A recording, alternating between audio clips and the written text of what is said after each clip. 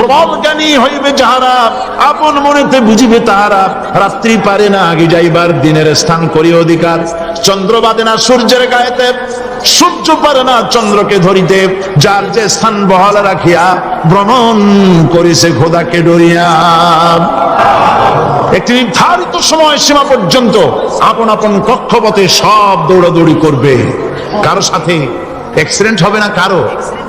ওয়াকুল্লুন ফি ফালাকি ইয়াসবাহুন, যা আছে মহাশূন্যে সব ঘুরতেছে। কে বলে? বলেন সবাই, কে বলছে? কোন সূরা? সূরা ইয়াসিন। আবার শুনুন, আল্লাহ পাক ফয়সালা দিচ্ছেন ঘোরে কেডা? শুধু সূর্য ঘোরে না, শুধু চন্দ্র ঘোরে না, আল্লাহ মহাশূন্যে যা রেখেছেন সব ঘুরতেছে, সবই সন্তরণশীল, সব গতিশীল। সুতরাং ফয়সালা তো আল্লাহর কাছ থেকে নিতে হবে। পৃথিবী সৃষ্টি করেছেন, মানব গোষ্ঠী সৃষ্টি করেছেন এবং মানুষের প্রয়োজন মিটিয়েছে। এই মানুষগুলিকে কে সৃষ্টি করেছে? মানুষ সৃষ্টির ব্যাপারেও দার্শনিকরা মানুষদেরকে বিভ্রান্ত করে। যা কলেজে বিশ্ববিদ্যালয়ে পড়ানো হয়, এই কোরআন শরীফ বিশ্ববিদ্যালয়ে পড়ানো হয়? হ্যাঁ হয়। কয়েকটা আয়াত, কয়েকটা সূরা পরীক্ষা পাস করার জন্য একটু একটু অপশনাল রেখে দেওয়া হয়েছে। বর্তমান যে শিক্ষা কমিশন, শামসুল হক শিক্ষা কমিশন রিপোর্ট মন্ত্রী পরিষদে অনুমোদন করেছে বর্তমান সরকার। এই শিক্ষানীতিতে বলা হয়েছে ক্লাস 1 থেকে নিয়ে ক্লাস 5 পর্যন্ত ধর্মীয় শিক্ষা দিতে দেওয়া হবে না। তাহলে ক্লাস 5 পর্যন্ত যদি ধর্মীয় শিক্ষা না থাকে, তাহলে ক্লাস 6-7-এ ওঠার পর আলিফ জাওরা বাজাবরবা আনাকুম জানাকুম ছেলেরা পড়বে, মেয়েরা পড়বে। আসল উদ্দেশ্য হলো ইসলাম থেকে জাতিকে দূরে সরাবার জন্য ষড়যন্ত্র। এই সরকারের প্রণীত শিক্ষানীতি আমরা মানি না। আপনারা মানেন? যেই মাদ্রাসা মানুষের চরিত্র সৃষ্টি করে, বর্তমান সরকার সেই মাদ্রাসাগুলি একটা একটা করে ধ্বংস করার পরিকল্পনা গ্রহণ করেছে। সুতরাং আসল শিক্ষা হলো কোরআনের কাছে। আসল শিক্ষা কোথায়? কোরআনের কাছে। কোরআন যদি শিখানো হতো, কোরআন যদি শেখানো হতো কলেজে বিশ্ববিদ্যালয়, তাহলে গতকাল চট্টগ্রাম বিশ্ববিদ্যালয় থেকে যেসব ছেলেরা বিশ্ববিদ্যালয় কর্তৃপক্ষ কর্তৃক বরাদ্দকৃত, হাইজ্যাক করা নয়, বরাদ্দকৃত 4খানা বাস দিয়ে কোরআন শুনতে আসতে চেয়েছিল, বর্তমান সরকারের তথাকথিত সোনার ছেলেরা আসতে দিল না। কোরআন যদি তারা পড়তো, তাহলে কোরআন শরীফ শুনতে তারাও আসতো। কপাল পোড়া। জোরে বলেন কি? আরো জোরে বলেন কি? কপাল পোড়া। সব ভালো লাগে, কোরআন ভালো লাগে না। এদেরকে শিখানো হয়েছে, আরে তোমরা তো মানুষ না। বলে আমরা কি? তো তোমাদের ডারউইন বাবাজি বলে নাই, শোনো নাই? কি পড়ো টড়ো তোমরা, বুদ্ধি শুদ্ধি রাখো না। ডারউইন বলেছে, থিওরি অফ ইভলিউশনের মধ্যে বলেছেন মানুষ মানুষ না। বলে কি? মানুষ হলো বান্দর। কপাল পোড়া। কি কপালে লেখা থাকে? কাজে কামে প্রকাশ হয়ে যায়। ডারউইন বলল মানুষ মানুষ না। আলফ্রেড বললেন মানুষ হলো মানুষ মানুষই ঠিক, তবে মানুষ হলো সেক্স সর্বস্ব জীব। সেক্স সমস্যার সমাধান করলে মানুষের সব সমস্যার সমাধান হয়ে যাবে। কার্ল মার্কস বললেন মানুষ হলো পেট সর্বস্ব জীব, পেট সমস্যার সমাধান করে দিলে সব সমস্যা শেষ। আর ডারউইন বললেন মানুষ মানুষই না, মানুষ কি? বলে বান্দর। ওরাং ওটাং শিম্পাঞ্জি আর ব্যাং থেকে মানুষের উৎপত্তি হয়েছে। আমি যখন জীবনের প্রথম শিম্পাঞ্জি দেখলাম, ওরাং ওটাং দেখলাম, তখন আমি মনে করেছি যে ডারউইন খামোখা ভুল করে নাই। এইটা দেখেই ও মনে করেছে যে এই হচ্ছে আমার মাতামহের গোষ্ঠী, এই হলো পিতামহের গোষ্ঠী। আপনারা একটু মাথা কাটায় চিন্তা করেন, মানুষ যদি বান্দর থেকে হবে, আজও বানর ফরেস্ট এরিয়া আছে কিনা বাংলাদেশে? চিল্লায় বলেন আছে কিনা? তো মানুষ যদি বান্দর থেকেই হবে, আপনারা কি কোনোদিন দেখেছেন যে একটা বান্দরের কোমর পর্যন্ত মানুষের মতো হয়ে সারছে? আর কিছুদিন গেলেই পুরো মানুষ হয়ে যাবে। বলা পর্যন্ত মানুষের মতো হয়ে গেছে, আর কদিন গেলেই মানুষ হয়ে যাবে। দেখছেন কখনো? আচ্ছা আপনারা বলেন, পাবদা মাছ আপনারা চট্টগ্রামে কি বলেন? পাবদাই বলেন। পাবদা মাছ দেখতে কি মাছের মতো লাগে? বোয়াল মাছের মতো। কোন পাগলে কি বলছে কথা যে বোয়ালের পূর্বপুরুষ পাবদা? পাবদাগুলি পুটি টুটি খাইয়ে খাইয়ে আস্তে আস্তে বোয়াল হয়ে গেছে, এ কথা কেউ বলে? আচ্ছা, শোলের যে ছোট সাইজ, শোল মাছ, গজাল মাছ, এর যে ছোট্ট সাইজ ভর্তা করে খায়, শুটকি বানায় খায়, ওগুলোর কি বলে? টাকি মাছ। এই টাকি মাছ দেখতে শোল মাছের মতো। কেউ পাগলকে আজ পর্যন্ত বলেছে যে শোল মাছের পূর্বপুরুষ টাকি, টাকিগুলা সার মার খাইয়া আস্তে আস্তে শোলে পরিণত হয়ে গেছে? কেউ বলেছে? ডারউইন কয় বোতল খাইয়া যে এই মতবাদ লিখছে আল্লাহই ভালো জানে। যে বান্দরের থেকে মানুষ আবিষ্কার হয়েছে, নাউযুবিল্লাহ। এগুলি পড়ানো হয় কলেজে, বিশ্ববিদ্যালয়, তাই আমাদের সোনার ছেলেরা বান্দরামি করে। ওদের যদি পড়ানো হইতো তোমরা বান্দরের গোষ্ঠী নও, তোমরা মানুষ। মর্যাদা কার বেশি, বান্দরের না মানুষের? এ পৃথিবীর প্রথম মানুষকে আদম আলাইহিস সালাম। আদম হইছেন কি দিয়ে? মাটি দিয়ে। আল্লাহ রাব্বুল আলামিন যিনি মানুষ সৃষ্টি করেছেন, তিনি কোরআন শরীফের ভিতরে বলে দিয়েছেন, আমি প্রথমেই বলেছি আপনারা লক্ষ্য করুন, এই কোরআন তাবিজের কিতাব নয়, এই কোরআন তদবিরের কিতাব নয়, ঝাড়ফুঁকের কিতাব নয়। কোরআন হলো পৃথিবীর মানুষের জন্য কোড অফ লাইফ, পূর্ণাঙ্গ জীবন বিধান। সবকিছু আল্লাহ পাক কোরআনের ভিতরে বলে দিয়েছেন, কোন জিনিস বাদ দেন নাই। আপনি আমি কেমনে সৃষ্টি হয়েছে আল্লাহ পাক কোরআনের ভিতরে বলেছেন, ইন্না খালাকনাকুম মিন তুরাবিন সুম্মা মিন নুতফাতিন সুম্মা মিন আলাকাতিন সুম্মা মিন মুদগা। নিষ্প্রাণ মাটি দিয়ে তোমাকে উৎপন্ন করা হয়েছে, নিষ্প্রাণ মাটি উপাদান দিয়ে তোমাকে তৈরি করা হলো। মায়ের পেটের ভিতরে এক ফোঁটা নাপাক পানি জমাট রক্তে পরিণত হয়ে গেল, জমাট রক্ত আস্তে করে গোশতপিণ্ড হলো, গোশতপিণ্ডকে সুন্দর করে সাজায়া হাড্ডি গুড্ডি বানায়া স্ট্রাকচার তৈরি করে তার উপরে ফাকাসাউনাল ইযামা লাহমা, চামড়া দিয়ে গোশত দিয়া সাজায়া সুন্দর করে বানালাম। আল্লাহর পরিচয় শুনুন। আল্লাহ আমার কেমন আল্লাহ? মায়ের পেটের ভিতরে সন্তান বানায়া এরপরে যখন রূহ দেওয়া হয়েছে, ক্ষুধা লেগেছে, খাবারের প্রয়োজন হয়েছে, আল্লাহ রাব্বুল আলামিন ওই কচি বান্দা মায়ের পেটে বসে কি খাবে সেজন্য তার মা চিন্তা করে নাই, বাবা চিন্তা করে নাই, সরকার চিন্তা করে নাই।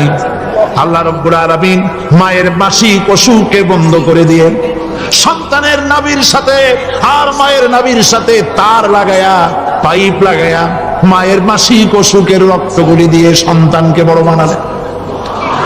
মুখ দিয়া এই রক্ত পান করালেন না, মুখটাকে পবিত্র রেখে দিলেন যাতে করে পৃথিবীতে আসার পর ওই মুখ দিয়া আল্লাহ রাব্বুল আলামিনের জিকির করতে পারো। সন্তান মায়ের ভিতরে পেটের ভিতরে বড় হলো, আল্লাহ রাব্বুল আলামিন বলেন মাস দিন যখন পুরো হয়ে গেল, সুম্মা নুখরিজুকুম তিফলা, বাচ্চার আকারে পৃথিবীতে নিয়ে আসলাম। এখন খাবা কি? পৃথিবীতে যখন বাচ্চা এলো তখন তার পেটের সাথে যে সংযোগ ছিল মায়ের নাভির সাথে আর সন্তানের নাভির সাথে, সেই সংযোগ তার আর কি থাকলো? কি করা হলো? কেটে দেওয়া হলো। লক্ষ্য করুন, খাবারের জন্য একটি মাত্র পাইপ আল্লাহ লাগাইছিলেন, পৃথিবীতে সন্তান আসার সঙ্গে সঙ্গে পাইপটা কেটে দেওয়া হলো। এবার কি খাবে? আল্লাহ রাব্বুল আলামিন মায়ের বুক থেকে সন্তানের জন্য এবার সিগন্যাল, তার জন্য সিঙ্গেল কোন লাইন যেটা ছিল কেটে দিয়া মায়ের বুক থেকে সন্তানের জন্য ডাবল লাইন আল্লাহ চালু করে দিলেন। এমন দুধ বানাই দিলেন যা শুধু খাবার নয়, শুধু ফুড ভ্যালু নয়, এই দুধের ভিতরে ক্যালসিয়াম, এর মধ্যে ভিটামিন, এর মধ্যে আয়রন, এর মধ্যে মেডিসিন, দুনিয়ার এই সন্তান ছিল ফি কারারিন মাকিন, সুরক্ষিত জায়গার ভিতরে ছিল। কোন পলিউশন সেখানে যেতে পারতো না, রোগের জার সেখানে যেতে পারতো না। দুনিয়ায় এলো দূষিত আবহাওয়ার ভিতরে। এই সন্তানকে এখনই অ্যান্টিবায়োটিক খাওয়ালে পরে অসুবিধা হবে। আল্লাহ রাব্বুল আলামিন মায়ের দুধের ভিতরে ঔষধ দিয়া রোগের প্রতিষেধক বানায়া দিলেন। এ হলো আমার আল্লাহ। এ আমার কে? আল্লাহ। জোরে বলেন আল্লাহ। আল্লাহ আল্লাহ রাব্বুল আলামিন মায়ের দুধ দিয়ে সন্তানকে বড় করলেন আর শোনায় দিলেন, খবরদার এই মায়ের সাথে, এই বাপের সাথে নাফরমানি করবি না। মা বাপের জন্য আমার কাছে দোয়া করবি, রব্বির হামহুমা কামা রব্বায়ানি সগীরা। সবাই পড়েন আমার সাথে, রব্বির হামহুমা কামা রব্বায়ানি সগীরা। আল্লাহ পাক শিখাই দিলেন বান্দারে আমার কাছে দোয়া করায়, আল্লাহ আমার মা বাপ আমাকে ছোটবেলায় যেভাবে স্নেহ করে লালন পালন করেছে, এইভাবে আমার মা বাপকে তোমার রহমতের করে লালন পালন করো। মনে থাকবে ভাইরা? পরে মনে থাকবে? প্রত্যেক নামাজের পরে মা বাবার জন্য দোয়া করবেন, বেঁচে থাকুক আর মরে যাক, দোয়া করবেনই, মনে থাকবে। রব্বির হামহুমা কামা রব্বায়ানি সগীরা। আবার পড়েন, রব্বির হামহুমা কামা রব্বায়ানি সগীরা। আল্লাহ পাক মায়ের মর্যাদা এত বাড়াইছেন। সাহাবী প্রশ্ন করেছে, ইয়া রাসূলুল্লাহ খেদমত করব কার? হুজুর বলেন, তোমার মায়ের, তারপরে কার?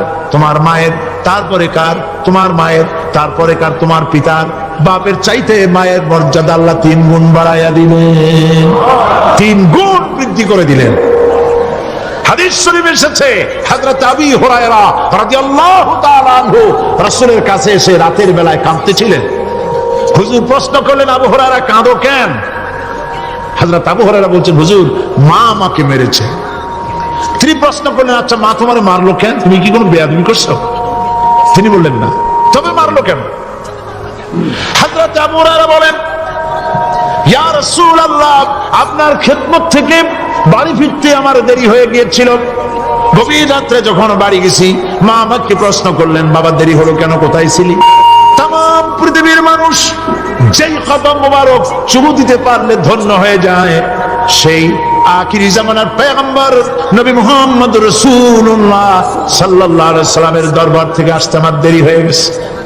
ইয়া রাসূলুল্লাহ আমার মা আপনার নাম শুনে তার গা জ্বলে উঠল, তিনি কাফের মুশরিকা। আপনার নাম শুনে অগ্নি শর্মা হয়ে আমাকে ধরে পিটানো আরম্ভ করলেন আর বললেন, আবু হুরায়রা হয় মুহাম্মদ সাল্লাল্লাহু আলাইহি সাল্লামের বাড়ি ছাড়বি, নইলে আমার বাড়ি ছাড়বি, কি করবি বল? মার খেতে খেতে আমি বললাম, মা তোমার গায়ে যত শক্তি আছে আমারে মারো, তোমার বাড়ি শুদ্ধ তাম দুনিয়াটা ছেড়ে দিতে পারি, মুহাম্মদ রাসূলুল্লাহর কদম মোবারক ছেড়ে দিতে পারি না। হুজুর আমার মা গলা ধাক্কা মেরে আমাকে বের করে দিয়েছেন। হুজুর বলছেন, আবু হুরায়রা মা তোমাকে মেরেছে আর আমার কাছে নালিশ করছো, আমি তোমার মায়ের কোনো বিচার করতে পারবো না।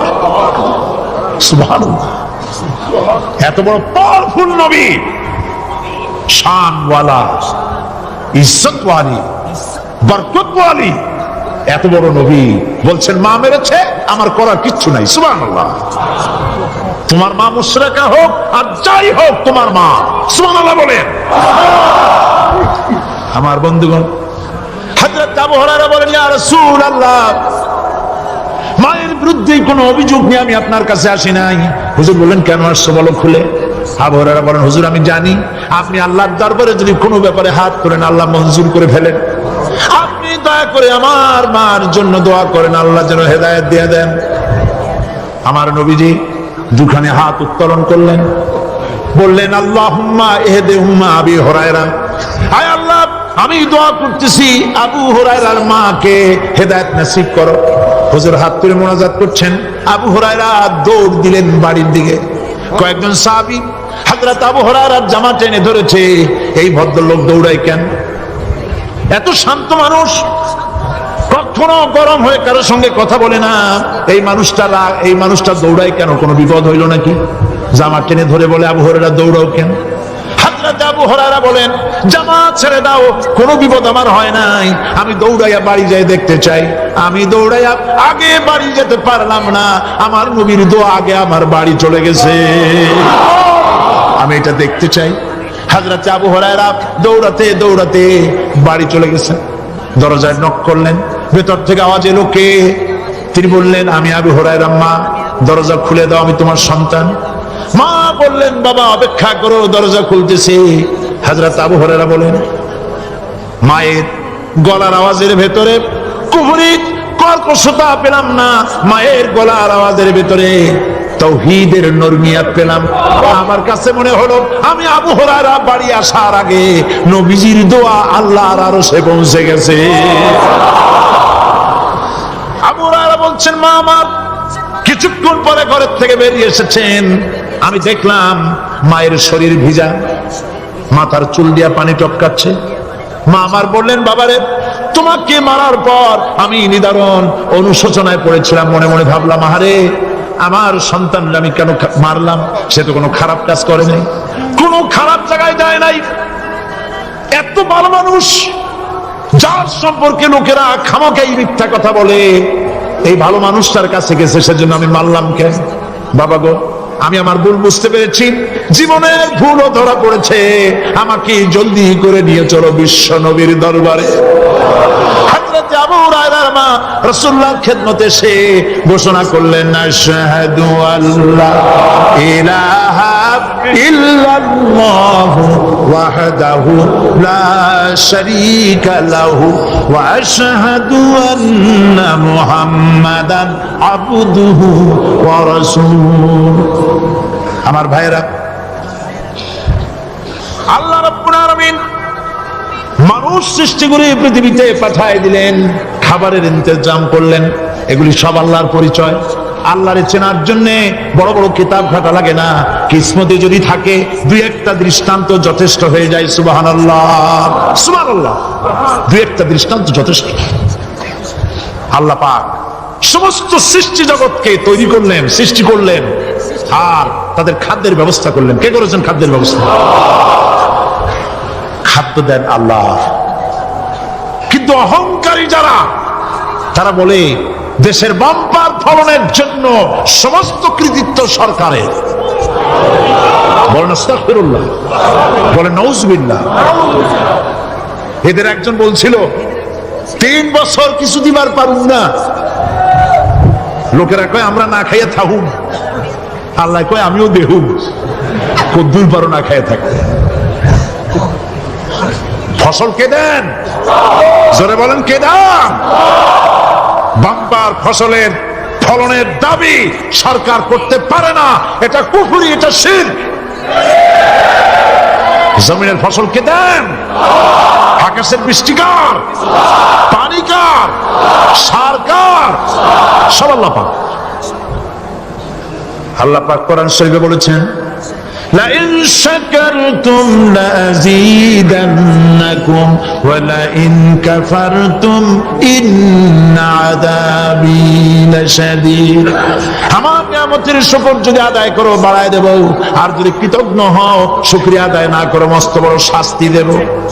ফসল দেই আমি, আর শুকরিয়া আদায় করো তোমার বাজানে, ঠিক কিনা? শুকরিয়া আদায় করে কার? বাজানে।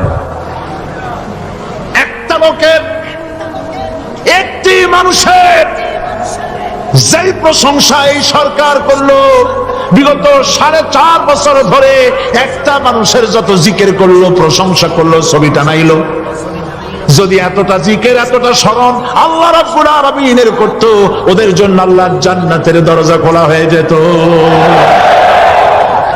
প্রশংসা করবে কার? চিল্লায় বলুন, আল্লাহ পাকের প্রশংসা করবে। খেতে দেওয়ার মালিক তিনি।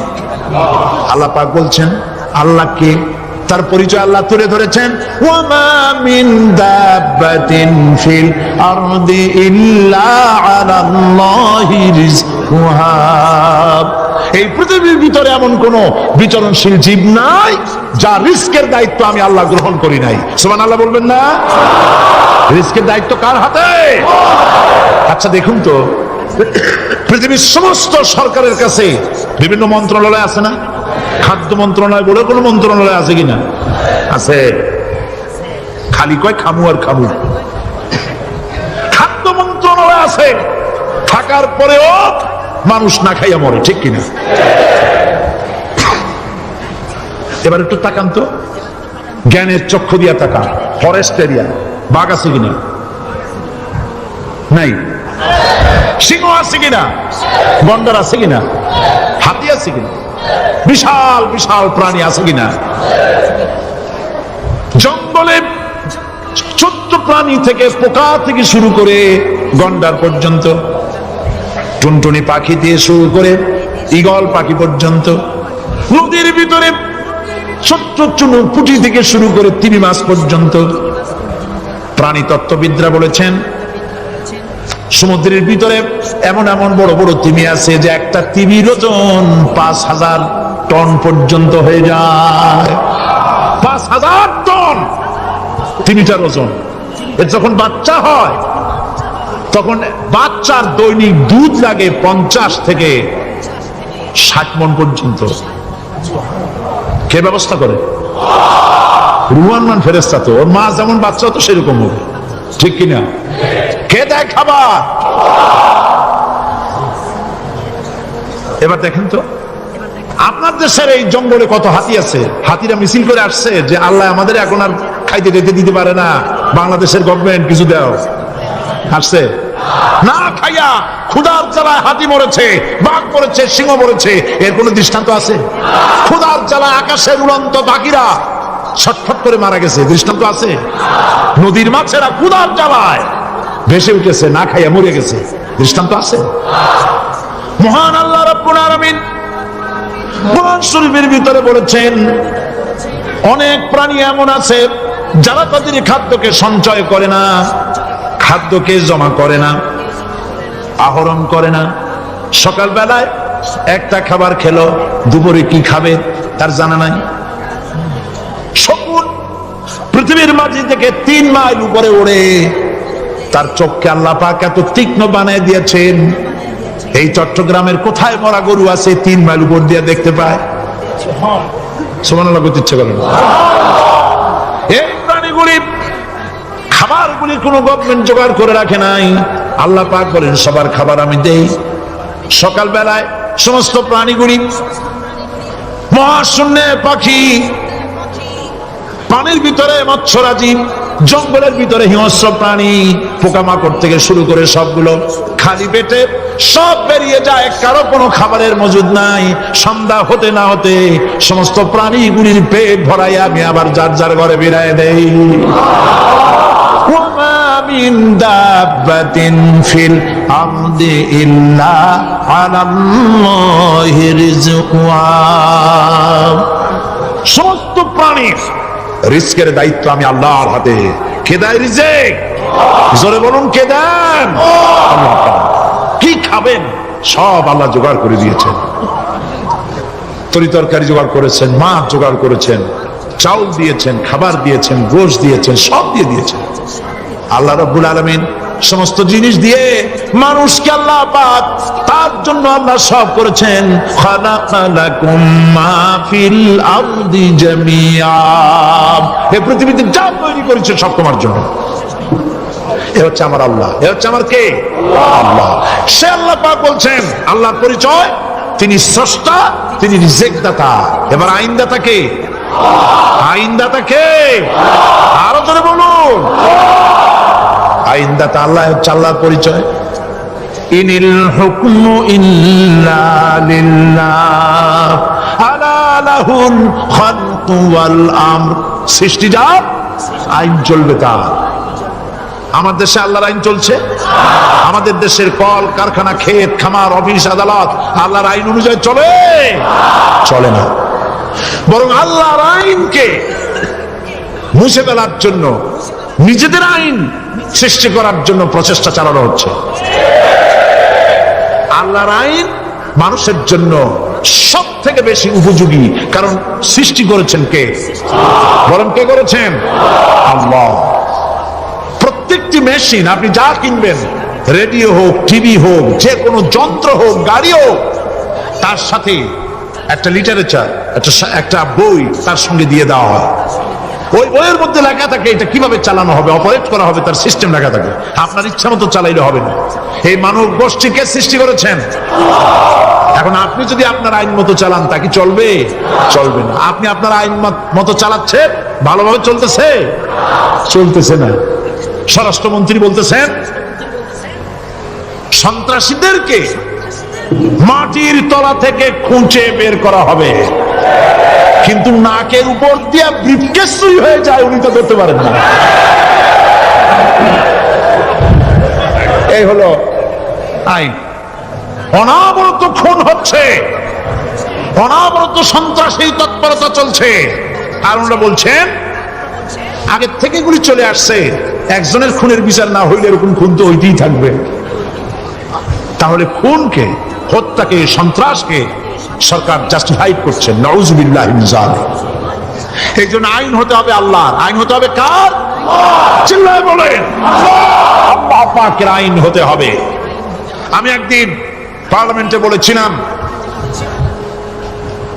আমার দেশের নেতা নেত্রীরা বারবার হজ করতে যান, উমরা করতে যান, সেখান থেকে আসার সময় কি আনে? আতর, পাথর, সুরমা, সুরমা, এই কিছু নিয়ে আসলেন। কিন্তু আমি বলেছি আপনারা কি কিছু চোখে দেখেন না? পার্লামেন্টে এইভাবে বক্তৃতা করেছে, কিছু চোখে দেখেন না? আমি প্রশ্ন করে আমি আবার জবাব দিচ্ছি, আপনারা যারা হজ করতে যান, উমরা করতে যান, হজের কথাই বলি, এই হজ করতে যখন যান তখন মুজদালিফায় একটা রাত কাটাইতে হয়। সেটা কোন দিন? ইয়ৌমে আরাফার পরের দিন। এই মাঠে দালান কোঠা আছে, এখানে বেড়া আছে, শামিয়ানা আছে, পর্দা আছে, তাবু আছে, কিচ্ছু নয়। লক্ষ লক্ষ নারী আর পুরুষ পাশাপাশি শুয়ে থাকে, তাও সুবহানাল্লাহ কইতে ইচ্ছা করে না। সারা রাত জনে জনে পুলিশ পাহারাদার নাই। কিরকম মেয়ে এলো, চাঁদের সৌন্দর্য হার মানায় দিতে পারে এরকম সুন্দরী, এরকম সুন্দরী নারী, সুদর্শন পুরুষ পাশাপাশি রাস্তার ধারে মরুভূমির ভিতরে সারা রাত কাটাচ্ছে। ইয়ৌমে আরাফার পরের রাতটা, একটা রাত পুরা। এভাবে চলতেছে বছরের পর বছর, শতাব্দীর পর শতাব্দী, সহস্রাব্দীর পরে সহস্রাব্দী। আমি প্রশ্ন করি, পৃথিবীর ইতিহাসে কেউ কি এমন কথা বলতে পেরেছে, লিখতে পেরেছে যে মুজদালিফার রাতে সেখান থেকে 10টা নারী হাইজ্যাক হয়েছে, 5টা নারী লাঞ্ছিত হয়েছে? বলতে পারবে? গভীর রাত্রে পুরুষ সঙ্গী ছাড়া সুন্দরী রমণী, যুবতী রমণী একাকিনী নিজের ঘর ছেড়ে আল্লাহর ঘরে তাওয়াফ করতে আসে।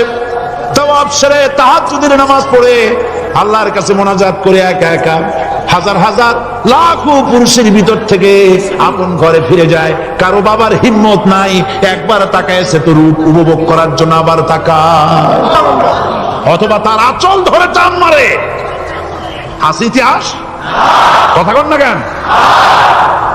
সুন্দরী একটা মাইয়া মক্কা থেকে মদিনা থেকে পাওয়া যায় না, 15 দিন হয়ে গেছে।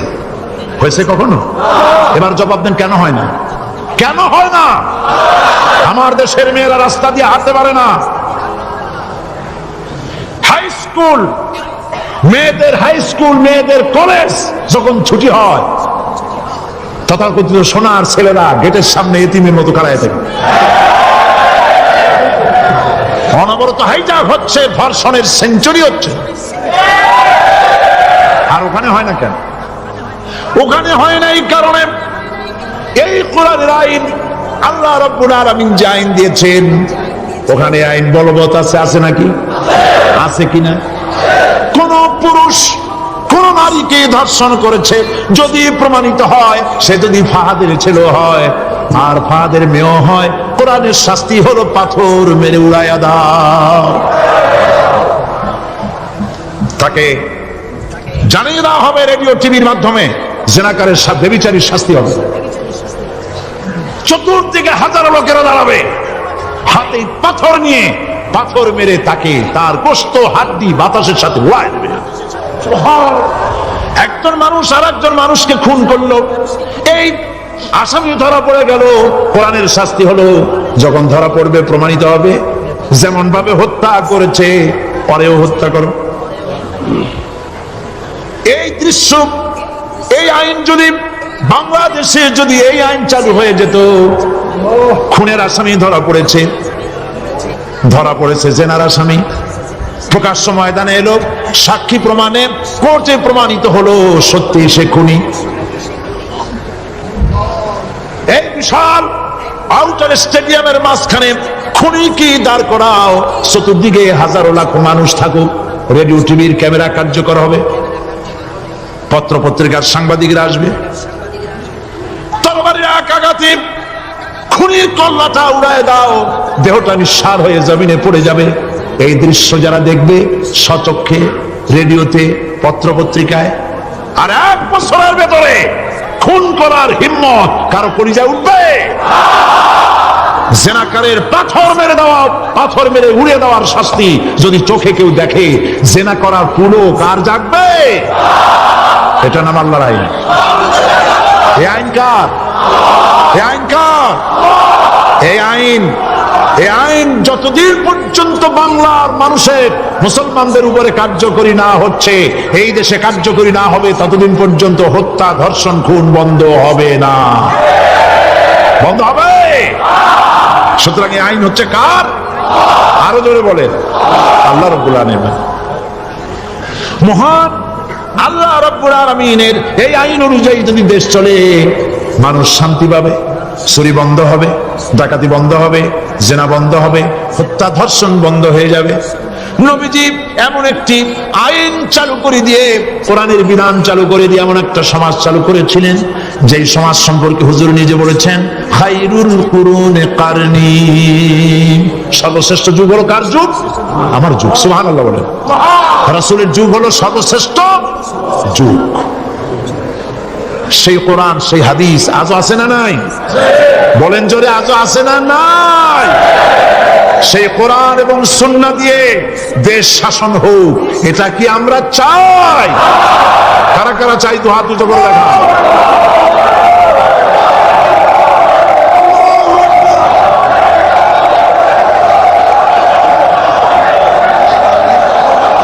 আরে ভাই, আপনারা দাঁড়ায় গেলেন কেন?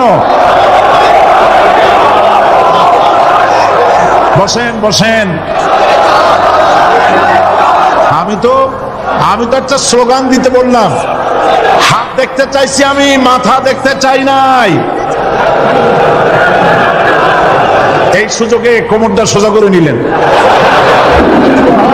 আচ্ছা বসেন, আর মহব্বতের সাথে জিকির করেন, লা ইলাহা ইল্লাল্লাহ, লা ইলাহা ইল্লাল্লাহ,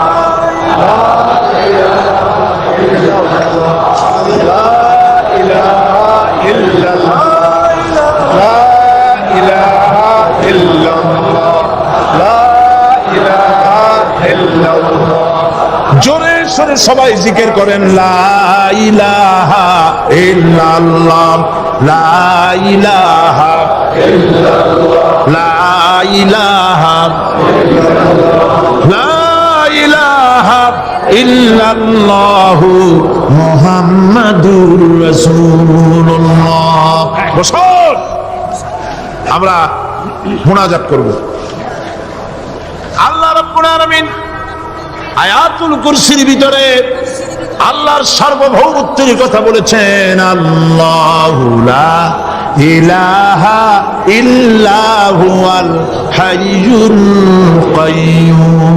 পড়েন আমার সাথে সবাই, আল্লাহু লা ইলাহা ইল্লা হুয়াল হাইয়ুল কাইয়্যুম। আল্লাহ হচ্ছেন যিনি ছাড়া কোনো ইলাহ নাই, তিনি শাশ্বত চিরঞ্জীব। সুবহানাল্লাহি ওয়া বিহামদিহি। আগামীকাল এর বাকি অংশ আমি আপনাদের সামনে আলোচনা করব ইনশাআল্লাহ। জোরে বলেন ইনশাআল্লাহ। দাঁড়ানো বাইরে বসেন। আপনাদের পাশে যারা দাঁড়িয়েছেন অনুরোধ করে বসায় দেন। বলেন যে আর 5টা মিনিট বসেন, আল্লাহর রাস্তায় হাঁটেন না। হ্যাঁ বলেন, বলেন আপনারা যে আল্লাহর রাস্তায় হাঁটেন না, বসেন, সবাই বসেন। এত বড় মাহফিলে মুনাজাত, সুবহানাল্লাহ বলেন। চট্টগ্রামের ইতিহাসের শ্রেষ্ঠ মাহফিল, চিল্লায় বলেন সুবহানাল্লাহ। গোটা বিশ্বে কোরআনের শ্রেষ্ঠ মাহফিল, বলেন সুবহানাল্লাহ। যারা বলেন আলহামদুলিল্লাহ। আগামীকাল এ মাহফিলের আখেরি মুনাজাত হবে ইনশাআল্লাহ, বলেন ইনশাআল্লাহ। আমি আন্তরিকভাবে দুঃখিত, প্রতি বছর আমার মা বোনদের জন্য, চট্টগ্রামবাসী আমার মা বোনদের জন্য আলাদাভাবে তাদের প্রশ্নের উত্তর দেই এবং তাদের সামনে কোরআন হাদিসের কথা আলাদাভাবে বলি। এবছর দিন কম হয়ে গেল বলে মহিলারা, মা বোনেরা বঞ্চিত হয়ে গেলেন। শিশু কিশোরদের জন্য আলাদাভাবে সমাবেশ করা হয়, তাও বঞ্চিত হয়ে গেল। এই বিশাল তাফসীরুল কোরআন মাহফিলের বরকত থেকে চিটাগংবাসীকে যারা বঞ্চিত করলো, আল্লাহ তাদের হেদায়েত নসিব করে দিয়ে। যদি হৃদয় থাকে, যদি হৃদয় বলে কিছু থাকে, বিবেক বলে যদি কিছু থাকে, আর শরীর যদি মুসলমানের পিওর রক্ত থাকে, তাহলে বাড়ি বসে অনুশোচনা করা উচিত, চোখের পানি ফেলানো উচিত ওই সব লোকের যারা এই বরকতপূর্ণ মাহফিলকে বাধা দিয়েছে। আর যাদের কলজের মধ্যে আল্লাহ মোহর মেরে দিয়েছে, এগুলোর তো হেদায়েত হবে না। যারা, যাদেরকে আল্লাহ পাক তৈরি করেছেন জাহান্নামের জন্য, ওদের কাছে মাহফিল অসহ্য, সহ্যই হবে না। নাউজুবিল্লাহ বলেন। চট্টগ্রামবাসীর জন্য তাফসীরুল কোরআন মাহফিল নিয়ামত। এই নিয়ামত কিয়ামত পর্যন্ত আল্লাহ টিকায় রাখুন, বলি আমিন। আগামীকালের আখেরি মোনাজাতে সমস্ত মুসলমান চতুর্দিক থেকে আল্লাহ পাকের নারা লাগাতে লাগাতে আসবেন। আল্লাহু আকবার, নারায়ে তাকবীর। গোটা চট্টগ্রাম, গোটা চিটাগং শহর আগামীকাল কোরআনের মিছিলের শহর হবে ইনশাআল্লাহ।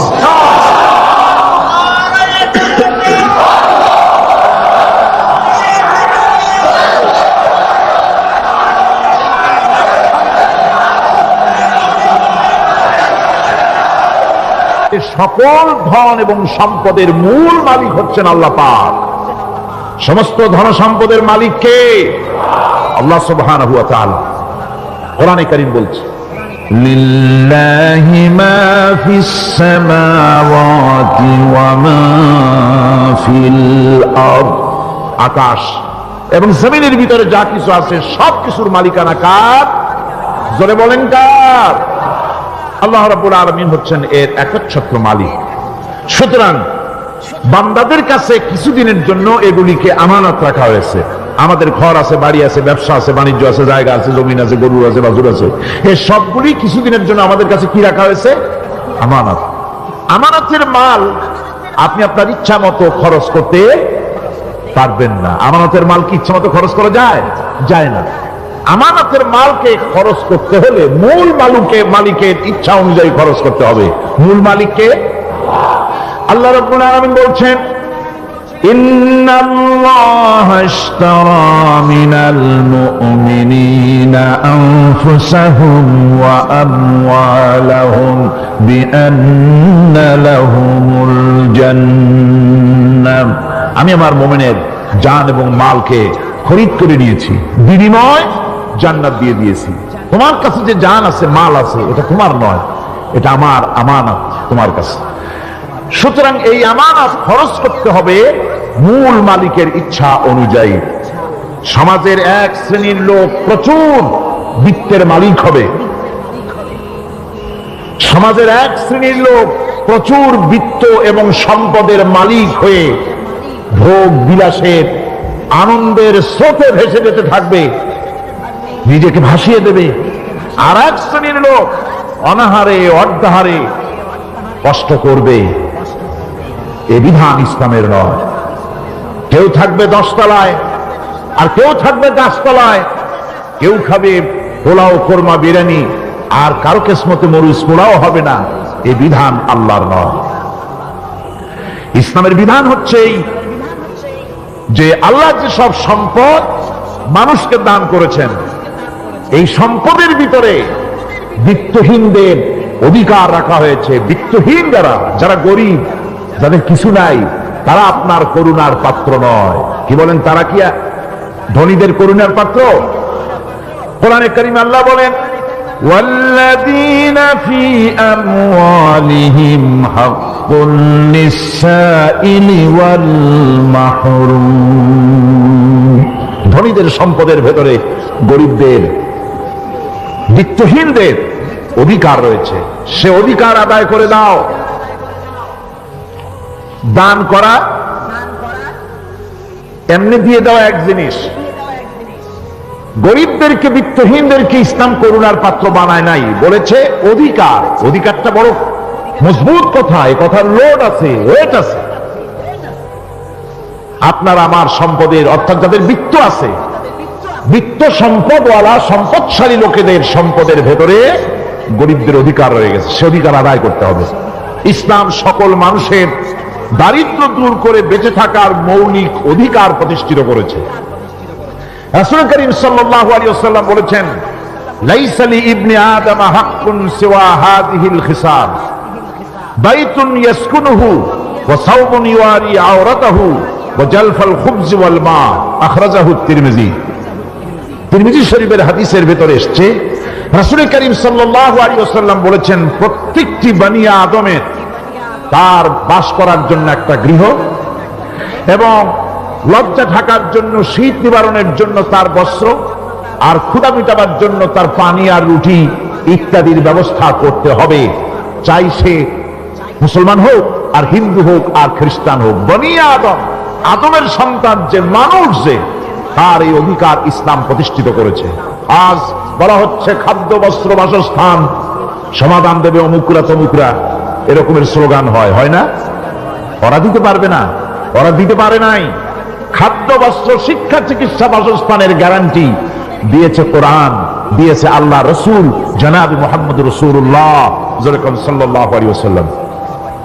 ইসলাম অর্থনৈতিক নিরাপত্তার জন্য যে সব পন্থা অবলম্বন করেছে, সেটা হচ্ছে যে সমাজের কর্মক্ষম সকল ব্যক্তি রুজির জন্য পরিশ্রম করবে, কেউ বসে থাকতে পারবে না।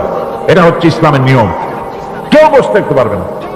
কোরআনে কারীম বলছে, فَإِذَا قُضِيَتِ الصَّلَاةُ فَانتَشِرُوا فِي الْأَرْضِ وَابْتَغُوا مِنْ فَضْلِ اللَّهِ فَإِذَا قُضِيَتِ الصَّلَاةُ, যখন তোমার নামাজ সম্পূর্ণ হয়ে গেল, ফান্তাশিরু ফিল আরদ, ছড়িয়ে পড়ো আমার জমিনের উপরে, ওয়াবতাগু মিন ফাদলিল্লাহ, আর আমার অনুগ্রহ অনুসন্ধান করো। রুজি কামানো কোনো খারাপ জিনিস না।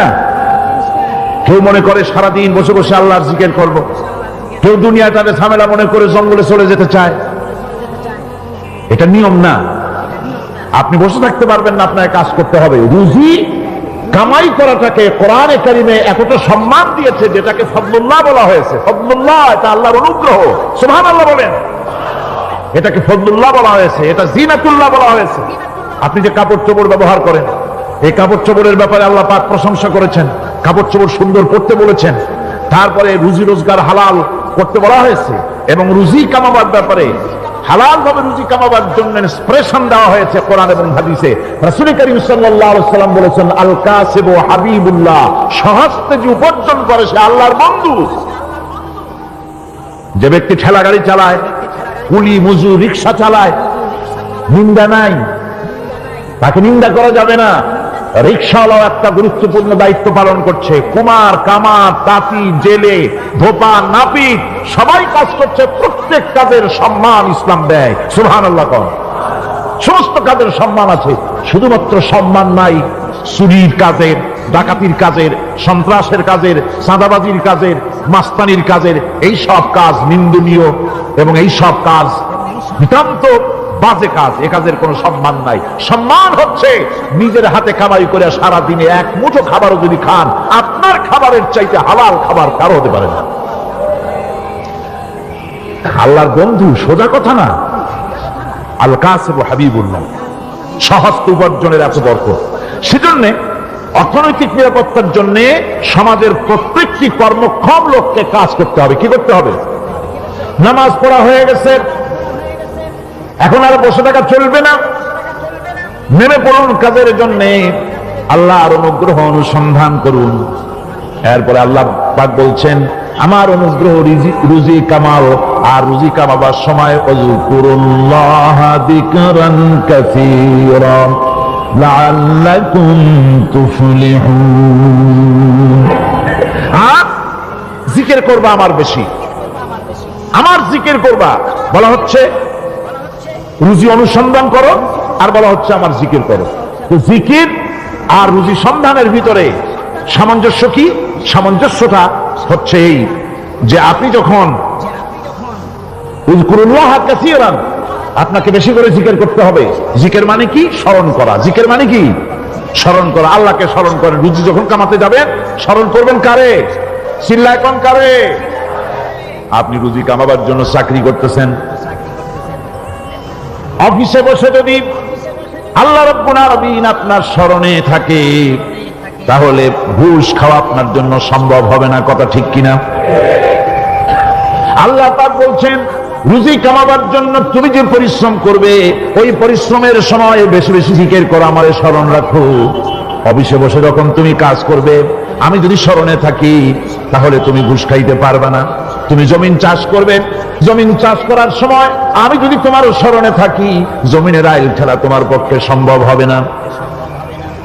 যত রকমের রুজির রোজগারের পথ আছে, আমাকে স্মরণ করো, খারাপ পথ থেকে বাঁচো, হালাল ভাবে রুজি কামাও। হালাল রুজির ভিতরে আল্লাহ রাব্বুল আলামিন বরকত দিয়ে দিবেন। আর কাজ করার জন্য বলা হয়েছে, রাসূল করিম সাল্লাল্লাহু আলাইহি ওয়াসাল্লাম বলেছেন, ইযা সাল্লাইতুমুল ফাজরা ফালা তানুমু আন তালবি আরযাকিকুম। ফজরের নামাজ পড়া হয়ে গেছে, ঘুমায়ও না। আমাদের একটা আম অভ্যাস হয়ে গেছে ফজরের নামাজ পড়ে ঘুমানো। হাদিস শরীফে বলা হচ্ছে, ফজরের নামাজ পড়া হয়ে গেছে, ঘুমায়ও না। রুজি তালাশ করো, রিজিক তালাশ করো, নিজের সাহায্য করো, অন্যকে সাহায্য করো, নিজের সংসারের জন্য কাজ করো, অন্যের জন্যও করো। হালাল ভাবে রুজি কামাই করে বউকে একটা ব্লাউজ কিনে দিয়েছেন, একটা শাড়ি কিনে দিয়েছেন, বাচ্চাকে ক্লাসের বই কিনে দিয়েছেন, বাজার থেকে মাছ তরিতরকারি কিনে, অক্ষম ব্যক্তিদেরকে সহযোগিতা করবে। যারা নাকি উপার্জন করতে পারে না, ওই জাতীয় লোকদেরকে তারা সহযোগিতা করবে। ওয়ায়াকফুলু গানিয়ুহুম ফাকিরাহুম। সেই সমাজের যারা নাকি সামর্থ্যবান, তারা রোজগার করবে এবং গরিবদেরকে সহযোগিতা করবে। আল্লাহর নবী বলেছেন, সে ব্যক্তি মুমিন নয়, সে ব্যক্তি মুমিন নয়, সেই ব্যক্তি মুমিন নয়। সাহাবায়ে কিরাম হতচকিত হয়ে উঠলেন, প্রশ্ন করলেন, নবীজি কোন ব্যক্তি মুমিন নয়? আল্লাহর নবী বলেন, যেই ব্যক্তি পেট পুরে আরাম করে ঘুমায় গেল, এ কথা জানার পর যে তার প্রতিবেশী না খেয়ে শুয়ে আছে, ক্ষুধার যন্ত্রণায় কাতরাচ্ছে, এ কথা জানার পরে যেই মুসলমান ব্যক্তি আরাম করে পেট ভরে খেয়ে ঘুমায়, সে কখনো মুমিনের দাবি করতে পারে না, মুমিন হতে পারে না। কত বড় কথা! ইসলাম মানুষকে তাকিদ করেছে তার প্রতিবেশীর উপরে লক্ষ্য রাখার জন্য, তার প্রতিবেশীকে লক্ষ্য রাখার জন্য, গরিব মানুষের প্রতি লক্ষ্য রাখার জন্য। রাসূল করিম সাল্লাল্লাহু আলাইহি ওয়াসাল্লাম বলছেন, আইয়ু রাজুলিন মাতা দিয়ান বাইনা আগনিয়ায়ে ফাকাদ বারিয়াত মিনহুম জিম্মাতুল্লাহি ওয়া রাসূলুহু। আল্লাহর নবী বলেন, কোন ধনী ব্যক্তিদের মাঝে কোন গরিব প্রতিবেশী যদি না খেয়ে মারা যায়, তাহলে ওই এলাকার বিত্তশালী লোকদের সাথে আল্লাহর সমস্ত সম্পর্ক, রাসূলের সব সম্পর্ক ছিন্ন হয়ে যায়। বলেছে এত বড় কথা। মানুষের অর্থনৈতিক নিরাপত্তার জন্য কত বড় কথা বলেছে ইসলাম, বলেছে বিশ্বনবী জনাবে মুহাম্মদ রাসূলুল্লাহ সাল্লাল্লাহু আলাইহি ওয়াসাল্লাম। আল্লাহ রাব্বুল আলামিন বলেন, ধনীদের হাতে যেন সম্পদগুলি পুঞ্জীভূত হয়ে না যায়,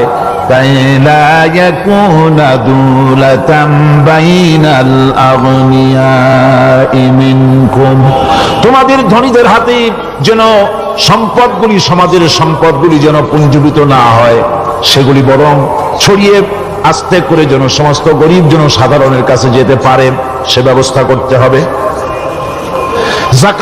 যাকাত প্রদানের মাধ্যমে ধনীদের কাছ থেকে নিয়ে গরিবদেরকে দিয়ে দিতে হবে। আর বুখারী শরীফের সারা ফাথুল বারীতে হাফেজ ইবনে হাজার আসকালানী রাহিমাহুল্লাহ তিনি বলেছেন, যাকাত যদি ধনীরা না দেয়, যদি কেউ দিতে বাধা দেয়, ফামানিমতানা উখিযাত বিহি কাহরান, যদি যাকাত না দেয় জবরদস্তি করে যাকাত আদায় করে নিবে গভর্নমেন্ট। যাকাত দিতেই হবে। মুনকিরিনে যাকাত, যারা যাকাত দিতে অস্বীকার করেছিল, হযরতে সিদ্দিক আকবর, হযরতে আবু বকর সিদ্দিক রাদিয়াল্লাহু তাআলা আনহু, তিনি তাদের সম্পর্কে বলেছিলেন, ওয়াল্লাহি লাউ কাতিলান্না মান ফাররাকা বাইনাস সালাতি ওয়াজ যাকাত, অবশ্যই আমি ওই সম্প্রদায়ের লোকের বিরুদ্ধে যুদ্ধ ঘোষণা করব যারা নামাজ আর যাকাতের মধ্যে পার্থক্য সূচিত করবে। যারা নামাজ তো পড়বে কিন্তু যাকাত দিবে না সরকারের কাছে, যাকাত আদায় করবে না, তাদের বিরুদ্ধে যুদ্ধ ঘোষণা করব। ইসলামী সরকার যদি প্রতিষ্ঠিত হয় তাহলে এই যাকাত আদায় করা হবে। যাকাত কেউ নিয়ে বসে থাকতে পারবে না, যাকাত আদায় করা হবে। আমাদের দেশে নিয়ম মাফিক যদি যাকাত আদায় করা হতো, এই দেশ যদি ইসলামী গভর্নমেন্ট হতো, আল্লাহ যেন দয়া করে দেন, কন্যা আমিন। আল্লাহ পাক যদি দয়া করে দেশটার ইসলামী রাষ্ট্র বানায় দেন, তাহলে যাকাত তো আদায় করে নেওয়া হবে। যাকাত দিতে আপনি বাধ্য, গরিব মানুষ থাকবে না। এখনো বাংলাদেশের নিয়ম মাফিক যদি যাকাত আদায় করা হয়, নিয়ম মাফিক মানে সোনার যাকাত, রূপার যাকাত, নগদ ক্যাশের যাকাত, ফসলের ওষুধ সঠিকভাবে যদি আদায় করা হয়, তো একেবারে কম করে হলেও 1000 কোটি টাকা যাকাতের টাকা কালেকশন হতে পারে। এটা কি কম কথা? 1000 কোটি টাকা, এই টাকা আদায় করা হচ্ছে না। এই টাকা আদায় না করার কারণে যে শূন্যতার সৃষ্টি হচ্ছে, এই ভ্যাকুয়ামকে পূর্ণ করার জন্য এগিয়ে এসেছে 7 সমুদ্র 13 নদীর উপর থেকে এনজিওরা। এনজিওরা এসে আমাদের দেশে, সব এনজিও খারাপ আমি তা বলি না, বহু এনজিও আছে যারা এদেশের উন্নয়নের, আর্থসামাজিক উন্নয়নের জন্য তারা প্রচেষ্টা করছে। রাস্তাঘাট, স্কুল, কলেজ, চিকিৎসা ইত্যাদির দিকে কাজ করছে। যতগুলি এনজিও আমাদের দেশে আছে তার ভিতরে 52টা এনজিও গোনা বাছা যারা ইসলামের প্রকাশ্য দুশমন, আর এর শীর্ষস্থানে আছে ব্র্যাক। এই এনজিও গুলি তারা আমাদের দেশে এসে সুদি কারবার শুরু করেছে, পরিপূর্ণভাবে সুদের কারবার। ব্যাংকের থেকে যদি আপনি লোন নেন তাহলে 15 or 17% ইন্টারেস্ট দিতে হবে। আর ওদের কাছ থেকে যে সুদ, যে টাকা নেওয়া হয়, সেই টাকায় গ্রামীণ ব্যাংক থেকে শুরু করে ব্র্যাক বলেন, কারিতাস বলেন, অক্সফাম বলেন, অ্যাডাপ বলেন, যেগুলি আছে এগুলি সুদ নেয় 30 থেকে 34% পর্যন্ত। গোটা জাতিকে গ্রাম পর্যায়ে তারা সুদের নিবিড় চাষ করতেছে, ঘরে ঘরে সুদ পৌঁছে দিয়েছে, মুসলমান নারীদেরকে বেহুরমতি করেছে, ইসলামের ঐতিহ্য ধ্বংস করতেছে, নারীদেরকে বিপর্যয় করতেছে, আমার দেশের ফ্যামিলি স্ট্রাকচারকে এনজিওরা ধ্বংস করে দিচ্ছে।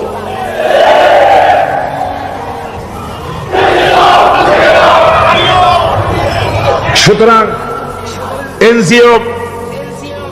এনজিওরা এই সুযোগটা পেত না। যদি যাকাত কালেকশন করা হতো আর যাকাত দিয়ে যাকাত যে সব জায়গায় খরচ করতে হয়, সেই খরচ করার জায়গাগুলিতে সঠিকভাবে যদি ব্যয় করা হতো, এই অবস্থা হতো না। বাংলাদেশে সম্পদের অভাব নাই। যারা বলে বাংলাদেশ গরিব, আমি তাদের সাথে একমত নই।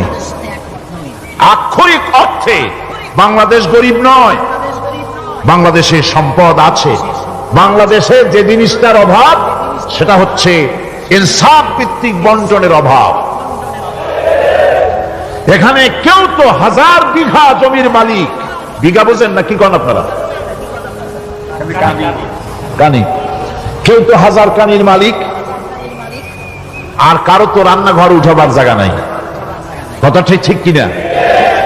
কেউ তো শত শত কোটি টাকা, কত কোটি টাকা যে আছে তা হিসাব করে মাসখানেক লাগবে, গুনিয়া খুলিতে পারবে না। আর কারো তো একটা ট্যাবলেট কেনার পয়সা নাই। সুতরাং আমার দেশে যেভাবে গরিব বলা হয়, আক্ষরিক অর্থ ওইভাবে আমার দেশ গরিব নয়।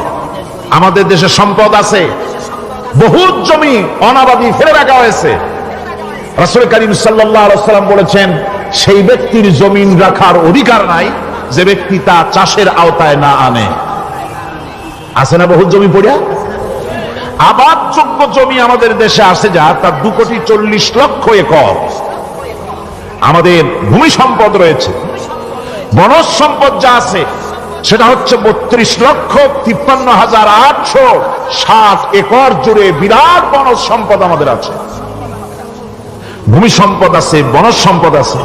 আমাদের রয়েছে পানি সম্পদ, প্রায় 250 নদী, 3,600 বর্গ মাইল জুড়ে নদীগুলো প্রবাহিত আছে। আমাদের পানি সম্পদ আছে। আমাদের গ্যাস সম্পদ আছে, যে গ্যাস অন্তত 100 বছর চলতে পারে। প্রত্যেক বাড়িতে বাড়িতে গ্যাসের সংযোগ দিলেও 100 বছরে ঘুরাবে না।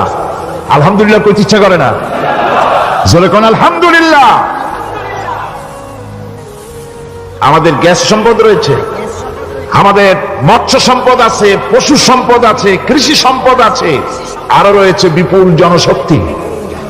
জনশক্তিকে আজ সবচাইতে বার্ডেন মনে করা হয়।